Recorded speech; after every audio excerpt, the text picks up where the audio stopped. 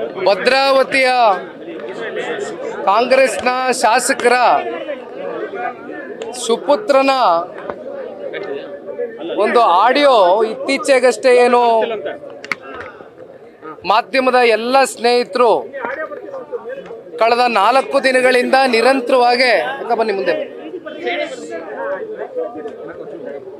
ಈ ಭಾಗದ ಶಾಸಕರ ಸುಪುತ್ರರು ಯಾವ ರೀತಿ ಒಬ್ಬ ದಕ್ಷ ಮಹಿಳೆ ಅಧಿಕಾರಿ ಜ್ಯೋತಿ ಅಂತಕ್ಕಂಥವರ ವಿರುದ್ಧವಾಗಿ ದೂರವಾಣಿ ಸಂಪರ್ಕ ತಮ್ಮೆಲ್ಲರ ಕೈಗೆ ಬಂದ ನಂತರ ತಾವೆಲ್ಲರೂ ಕೂಡ ಇವತ್ತು ಇಡೀ ರಾಜ್ಯಕ್ಕೆ ಅದನ್ನ ಪ್ರಸಾರವನ್ನ ಮಾಡಿದಿರಿ. ಬಹುಶಃ ಇದು ನಾಗರಿಕ ಸಮಾಜ ಅತ್ಯಂತ ತಲೆ ತಗ್ಗಿಸ್ತಕ್ಕಂಥ ಒಂದು ಪ್ರಕರಣ ಅಂತಕ್ಕಂಥದ್ರಲ್ಲಿ ಯಾವುದೇ ಸಂಶಯ ಇಲ್ಲ. ಅವರ ಸುಪುತ್ರ ಆಡಿರ್ತಕ್ಕಂಥ ಕೆಲವೊಂದಷ್ಟು ಮಾತುಗಳು, ಅವರ ನಡೆಗಳು, ಅವರ ನುಡಿಗಳು ಈಗಾಗಲೇ ಎಲ್ಲವೂ ಕೂಡ ರೆಕಾರ್ಡಿಂಗ್ ಅಲ್ಲಿ ಇದೆ. ಆದ್ರೆ ಭದ್ರಾವತಿಯಲ್ಲಿ ಇವತ್ತು ಪೊಲೀಸ್ ಅಧಿಕಾರಿಗಳು ದಯಮಾಡಿ ತಮ್ಮೆಲ್ಲರ ಮೂಲಕ ತಾಲೂಕಿನ ಅಧಿಕಾರಿ ಹಾಗೂ ಜಿಲ್ಲಾಡಳಿತಕ್ಕೆ, ತಾಲೂಕು ಆಡಳಿತಕ್ಕೆ ಕೈ ಜೋಡಿಸಿ ಮನವಿಯನ್ನ ಮಾಡ್ತೇನೆ. ಒಂದು ನಾವು ನೆನೆಸ್ಕೊಳ್ಬೇಕಾಗ್ತದೆ, ಈಗ 3 ಜನದ ಮೇಲೆ FIR ಮಾಡಿದ್ದಾರೆ ಅಂತ ಹೇಳ್ತಾರೆ. ಮಾತನಾಡಿರ್ತಕ್ಕಂಥ ವ್ಯಕ್ತಿಯ ಧ್ವನಿ ಶಾಸಕರ ಸುಪುತ್ರರದು ಅಂತಕ್ಕಂಥದ್ದು ಇಡೀ ತಾಲೂಕಿನಾದ್ಯಂತ ಇವತ್ತು ಚರ್ಚೆಗೆ ಗ್ರಾಸವಾಗಿರ್ತಕ್ಕಂಥ ವಿಚಾರ. ಇದೇ ಇತ್ತೀಚಿನ ದಿನಗಳಲ್ಲಿ 1-2-3 ರಾಜ್ಯದಲ್ಲಿ ಪ್ರಕರಣಗಳು, ಬೆಳವಣಿಗೆಗಳಾಯಿತು. ಸದನದ ಒಳಗಡೆ ಭಾರತೀಯ ಜನತಾ ಪಾರ್ಟಿಯ ವಿಧಾನ ಪರಿಷತ್ನ ಸದಸ್ಯರು ಅತ್ಯಂತ ರಾಜ್ಯದ ಪ್ರಭಾವಿ ಮಹಿಳಾ ಮಂತ್ರಿ ಅವರ ವಿರುದ್ಧವಾಗಿ ಸದನದೊಳಗೆ ಬಹಳ ಲಘುವಾಗಿ ಮಾತನಾಡಿದ್ದಾರೆ ಅಂತಕ್ಕಂಥದ್ದನ್ನ ಆಪಾದನೆಯನ್ನ ಮಾಡಿದ್ರು. ಅಲ್ಲಿಂದ ಅವ್ರ ಮೇಲೆ ಏಕಾಏಕಿ FIR ಮಾಡಿದ್ರು, ಹಲವಾರು ಸ್ಟೇಷನ್ಗಳನ್ನ ಸುತ್ತಿಸಿದ್ರು. ಯಾವ್ಯಾವ ರೀತಿ ಆ ಭಾರತೀಯ ಜನತಾ ಪಾರ್ಟಿಯ ವಿಧಾನ ಪರಿಷತ್ನ ಸದಸ್ಯರನ್ನ ನಡೆಸ್ಕೊಂಡ್ರು ಅಂತಕ್ಕಂಥದ್ದನ್ನ ನಾವು ನೋಡಿದ್ದೇವೆ. ಈಗ ನಾನು ಕೇಳ್ತಕ್ಕಂಥದ್ದು ಒಂದೇ ಪ್ರಶ್ನೆ, ಸರ್ಕಾರದಲ್ಲಿ ಇರ್ತಕ್ಕಂಥ ಒಂದು ಮಹಿಳಾ ಮಂತ್ರಿ ಮೇಲೆ ಏನು ಅವ್ರ ಬಗ್ಗೆ ಕೆಟ್ಟ ಪದ ಬಳಕೆ ಮಾಡಿದ್ರು ಅಂತಕ್ಕಂಥ ಒಂದು ಆಪಾದನೆ ಇತ್ತು. ಆ ಆಪಾದನೆಯನ್ನೇ ಮುಂದಿಟ್ಕೊಂಡು ಯಾವ್ಯಾವ ರೀತಿ ಇವತ್ತು ಪೊಲೀಸ್ ಅಧಿಕಾರಿಗಳು ಸರ್ಕಾರದ ಒತ್ತಡಕ್ಕೆ ಮಣಿದು ನಡ್ಕೊಂಡ್ರು ಅಂತಕ್ಕಂಥದ್ದನ್ನು ನೋಡಿದ್ದೇವೆ. ಆದರೆ ಇಲ್ಲಿ ಮತ್ತೊಬ್ಬರು ದಕ್ಷ ಮಹಿಳಾ ಅಧಿಕಾರಿ ಅವ್ರ ಮೇಲೆ ಇವತ್ತೇನು ಒಂದು ಆಡಿಯೋ ಈ ರೀತಿ ಈ ಭಾಗದ ಶಾಸಕರ ಸುಪುತ್ರರು ಮಾತನಾಡಿರ್ತಕ್ಕಂಥ ಮಾತುಗಳು ಬಹುಶಃ ಇವತ್ತು ನಾವು ಯಾರು ಕೂಡ ಮಾಧ್ಯಮದ ಮುಂದೆ ಹೇಳ್ತಕ್ಕಂಥದ್ದಲ್ಲ. ಅದು ಆ ಪದಗಳು ಮಾತನಾಡೋದಕ್ಕಾಗೋದಿಲ್ಲ. ನಾವು ಅಂಥ ಪದಗಳು ತಾವೇ ಕೇಳಿಸ್ಕೊಂಡಿದ್ದೀರಿ, ಪ್ರಸಾರ ಮಾಡಿದ್ದೀರಿ. ಆದರೆ ಯಾಕೆ ಇಲ್ಲಿ ಪಾರದರ್ಶಕವಾಗಿ ಇವತ್ತು ಪೊಲೀಸ್ ಅಧಿಕಾರಿಗಳು ನಡೆದುಕೊಳ್ತಾ ಇಲ್ಲ? ಪಾಪ ಜ್ಯೋತಿ ಅವರು ಹೇಳ್ತಾರೆ, ನನ್ನ ಮೇಲೆ ಅದೆಂಥದೋ ಗಾಡಿ ಎತ್ಸಕ್ ಬರ್ತಾರಂತೆ, ಇನ್ನೊಂದು ಮಾಡ್ತಾರಂತೆ ಅಂತ, JCB ಎತ್ಸಕ್ ಬರ್ತಾರಂತೆ ಅಂತಕ್ಕಂಥದ್ದನ್ನ ಪಾಪ ಆಕೆನೆ ಹೊರ್ಗಡೆ ಬಂದು ಅವರ ಕಷ್ಟವನ್ನ ಹೇಳ್ಕೊಂಡಿದ್ದಾರೆ. ಮತ್ತೆ ಪಾಪ ಅವ್ರ ಮೇಲೆ ಅದು ಯಾವ ಕಾಣದೇ ಇರೋ ಕೈಗಳು, ಯಾವ ರೀತಿ ಒತ್ತಡಗಳು ರಾಜಕೀಯವಾಗಿ ಬಂತು ಅಂತಕ್ಕಂಥದ್ದನ್ನ ನಾವು ಯಾರು ಇವತ್ತು ಊಹೆ ಮಾಡ್ಕೊಳ್ಳಿಕ್ಕೆ ಆಗೋದಿಲ್ಲ.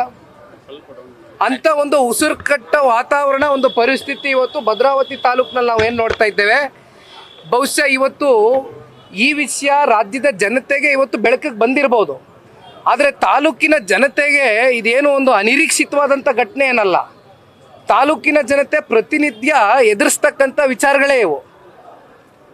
ಇವತ್ತು ಶಾಸಕರ ಸುಪುತ್ರ ಯಾವ ರೀತಿ ಅವರ ತಂದೆಯ ಅಧಿಕಾರವನ್ನ ತಾಲೂಕಿನ ಜನತೆ ಈ ಸುಂದರವಾದಂಥ ಪ್ರಜಾಪ್ರಭುತ್ವದ ವ್ಯವಸ್ಥೆಯಲ್ಲಿ ಇವತ್ತು ಆಯ್ಕೆ ಮಾಡಿರ್ತಕ್ಕಂಥದ್ದು ಸಂಗಮೇಶ್ ಅವ್ರನ್ನ, ಅವ್ರ ಮಗನ್ನಲ್ಲ. ನಾನು ಕೂಡ ಸನ್ಮಾನ್ಯ ಕುಮಾರಣ್ಣ ಅವ್ರು 2 ಬಾರಿ ರಾಜ್ಯದ ಮುಖ್ಯಮಂತ್ರಿ ಆಗಿದ್ರು. ಒಂದು ದಿನ ನಾನು ನನ್ನ ಜೀವನದಲ್ಲಿ ಒಬ್ಬ ಅಧಿಕಾರಿಗೆ ಫೋನ್ ಮಾಡಿ ಇವ್ರ ಪರ ಮಾಡಿ ಇವ್ರ ವಿರೋಧ ಮಾಡಿ ಅಂತಕ್ಕಂಥದ್ದು ಮನವಿ ಕೂಡ ಮಾಡಲಿಲ್ಲ ಕಣ್ರಿ. ಅಂಥದ್ರಲ್ಲಿ ಒಬ್ಬ ಶಾಸಕನ ಸುಪುತ್ರ ಇವತ್ತು ಈ ರೀತಿಯಾದಂಥ ದಬ್ಬಾಳಿಕೆ, ಒಂದು ದೌರ್ಜನ್ಯ, ಇವತ್ತು ಯಾರಾದ್ರೂ ಜನತಾದಳ ಪಕ್ಷದವರು ಅಂತಕ್ಕಂಥ ಗುರುತಿಸಿದ ತಕ್ಷಣ ಅವ್ರಿಗೆ ಎದುರಿಸೋದು, ಇಲ್ಲ ನಮ್ಮ ಪಾರ್ಟಿಗೆ ಬಂದು ಜಾಯಿನ್ ಆಗಿ, ಇಲ್ಲ ಅಂದರೆ ನಿಮ್ಮ ಮೇಲೆ 307 ಮಾಡ್ತೀನಿ, ಅಟ್ರಾಸಿಟಿ ಮಾಡ್ತೀನಿ ಅಂತಕ್ಕಂಥ ಘಟನೆಗಳು ಪ್ರತಿನಿತ್ಯ ನಡೀತಾ ಇದೆ. ಅವ್ರು ಅನ್ಕೊಂಡಿರ್ಬೋದು ಅಧಿಕಾರ ಶಾಶ್ವತ ಅಂತ. ಯಾರಿಗೂ ಕೂಡ ಅಧಿಕಾರ ಶಾಶ್ವತ ಅಲ್ಲ. ಇವತ್ತು ನಿಮ್ಗೆ ಸಿಕ್ಕಿರ್ತಕ್ಕಂಥ ಈ ಅವಕಾಶ, ನೀವು ತಾಲೂಕಿನ ಜನತೆಯ ಒಂದು ಅಭಿವೃದ್ಧಿಗೆ ನೀವು ಹೋರಾಟ ಮಾಡಬೇಕಾಗಿತ್ತೆ ಹೊರತುಪಡಿಸಿ ಈ ರೀತಿ ಕೀಳುಮಟ್ಟದ ರಾಜಕಾರಣ ಮುಂದೊಂದು ದಿನ ಈ ತಾಲೂಕಿನ ಜನತೆನೇ ನಿಮಗೆ ಉತ್ತರ ಕೊಡ್ತಾರೆ ಅಂತಕ್ಕಂಥದ್ರಲ್ಲಿ ಯಾವುದೇ ಸಂಶಯ ಇಲ್ಲ. ಹಾಗಾಗಿ ನಾವು ಕೇಳ್ಕೊಳ್ತಕ್ಕಂಥದ್ದು ಕೊನೆಯದಾಗಿ ಇಷ್ಟೇ, ಪೊಲೀಸ್ ಅಧಿಕಾರಿಗಳು ದಯವಿಟ್ಟು ಸರ್ಕಾರದ ಪ್ರಭಾವಿ ರಾಜಕಾರಣಿಗಳು ಯಾರೇ ಫೋನ್ ಮಾಡ್ಬೋದು, ಯಾರೇ ಒತ್ತಡ ಇರ್ಬೋದು, ಇವತ್ತು ಜ್ಯೋತಿ ಅಂತಕ್ಕಂಥವ್ರ ಮೇಲೆ ಆಗಿದೆ, ಅವರು ಒಬ್ಬರು ಅಧಿಕಾರಿ, ನೀವು ಅಧಿಕಾರಿಗಳು. ನಾಳೆ ಇಲ್ಲಿ ನಾನು ತಹಸೀಲ್ದಾರ್ ಅವ್ರಿಗೆ ಪ್ರಶ್ನೆ ಮಾಡಿದೆ, ನಾಳೆ ನಿಮ್ಮ ಮೇಲೆ ಆಗ್ಬೋದು, ನಿಮ್ಮ ಸಹಪಾಠಿಗಳ ಮೇಲೆ ಆಗ್ಬೋದು.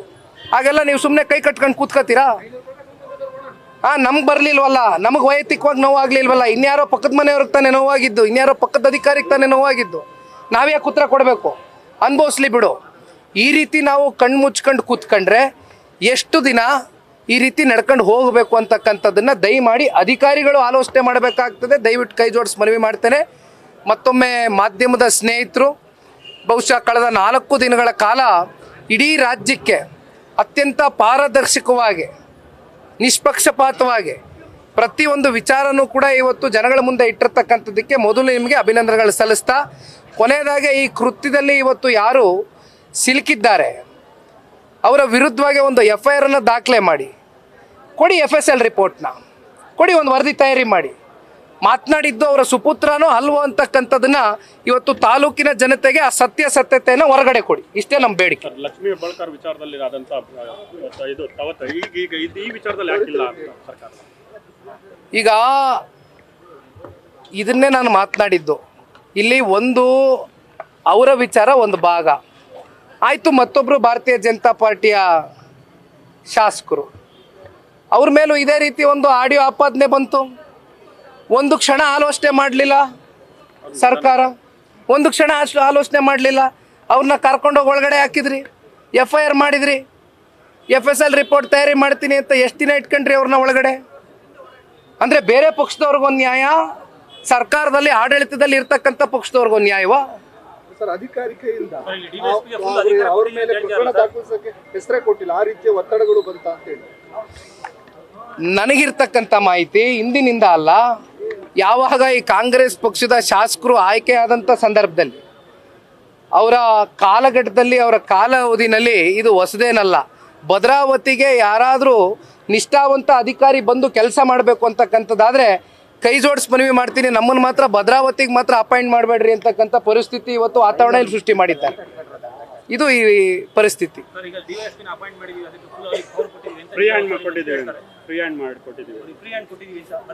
ಫ್ರೀ ಹ್ಯಾಂಡು ಮಾತಿನಲ್ಲಿ ಕೊಡ್ತಕ್ಕಂಥದ್ದಲ್ಲ, ಅವರ ನಡೆಗಳು ಇವತ್ತು ಕಣ್ಣು ಮುಂದೆ ಅವರು ಸಿಕ್ಬಿದ್ದಿದ್ದಾರೆ. ಅದಕ್ಕೆ ಈ ಕೂಡಲೇ ಯಾವ ರೀತಿ ಪಾರದರ್ಶಕವಾಗಿ, ನಿಷ್ಪಕ್ಷಪಾತವಾಗಿ ಇವತ್ತು ಈ ತನಿಖೆಯನ್ನು ಮಾಡ್ತಾರೆ ಅಂತಕ್ಕಂಥದ್ದು ಇವತ್ತು ನಾವೆಲ್ಲ ಕಾದು ನೋಡ್ತೇವೆ. ಆರೋಪ ಇರೋರು ವಾಯ್ಸ್ ಅಂದ್ರೆ ಅದನ್ನ ಇನ್ನೂ ಐಡೆಂಟಿಫೈ ಮಾಡಿಲ್ಲ, ಜೊತೆಗೆ ಅದು FSL ಕಳಿಸಿಲ್ಲ, ಮತ್ತೆ ಏನು ತಗೊಂಡಿಲ್ಲ ಅನ್ನೋದೊಂದು ಆರೋಪ. ಅದನ್ನೇ ಅಲ್ವೇ ಇವಾಗಿಂದ ಹೇಳ್ತಾ ಇರೋದು. ಇನ್ನು ಯಾಕೆ ಮತ್ತೆ ನಾವು ಇಷ್ಟೆಲ್ಲ ಬಂದು ಪ್ರತಿಭಟನೆ ಮಾಡ್ತಾ ಇದೀವಿ? ಯಾಕೆ ತಾಲೂಕಿನ ಜನತೆ ಪರವಾಗಿ ಧ್ವನಿ ಎತ್ತಾ ಇದ್ದೇವೆ? ಇವತ್ತು ಕೇವಲ ಇದು ಒಬ್ರಿಬ್ರು ಕೂಗಲ್ಲ, ಇದು ನಿಮಗೆ ಇವತ್ತು ಒಂದು ರೆಕಾರ್ಡಿಂಗ್ ಸಿಕ್ಕಿದೆ, ಹಾಗಾಗಿ ಬೆಳಕಿಗೆ ಬಂದಿದೆ. ರೆಕಾರ್ಡಿಂಗಿಗೆ ಸಿಕ್ಕದೆ ಇರತಕ್ಕಂಥದ್ದು ಪ್ರತಿನಿತ್ಯ ಈ ರೀತಿ ಘಟನೆಗಳು ನಡೀತಾ ಇದೆ. ಪ್ರತಿನಿತ್ಯ ವಸೂಲಿ ಮಾಡ್ತಾ ಇದ್ದಾರೆ. ಮಟ್ಕದಂದೆ, ಮರಳು ಮಾಫಿಯಾ, ಆಮೇಲೆ ಇಸ್ಪೀಟು. ಬಹುಶಃ ಯಾವ ತಾಲೂಕಿನಲ್ಲೂ ಈ ಮಟ್ಟಕ್ಕೆ, ಈ ಗೋವಾನಲ್ಲಿ ಕಸಿನೋ ಆಡಿದ ಮಟ್ಟಕ್ಕೆ ಇವತ್ತು ಇಸ್ಪೀಟ್ ದಂಧೆ ಶುರು ಮಾಡಿದ್ದಾರೆ ಇಲ್ಲಿ. ಅಷ್ಟೇ ಅಲ್ಲ, ಇವತ್ತು ಯುವ ಸಮುದಾಯನ ದಾರಿ ತಪ್ಪಿಸ್ತಕ್ಕಂಥ ಕೆಲಸ ಆಗ್ತಾ ಇದೆ.